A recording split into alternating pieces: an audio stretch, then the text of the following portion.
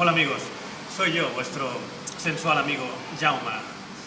Este es mi segundo videolog, porque me han dicho que no era videovlog, sino videolog. Nada, cosas de principiante.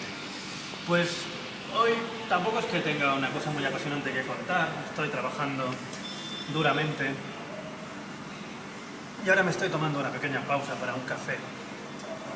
No quiero que salgan marcas, vaya, ya han salido. Hace un día de lluvia precioso hoy en Barcelona City. ¿Qué opináis sobre la lluvia, amigos? La lluvia es húmeda, la lluvia cae del cielo arriba al suelo, al sucio suelo, y lo limpia, lo deja más limpio que antes. Es bonito porque la lluvia nos libra de las defecaciones de los perros, esos seres que por otra parte son adorables, pero que nos ensucian la ciudad. Bueno, no son ellos, sino los amos de los perros que no recogen esas defecaciones, ¿verdad? Es un tema que no me deja dormir a veces.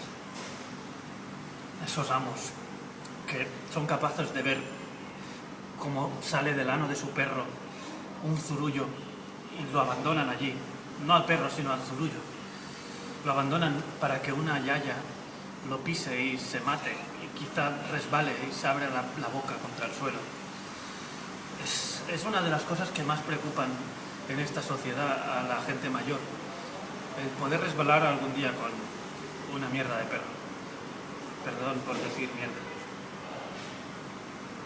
En fin, dejadme un rato que necesito pensar sobre esto.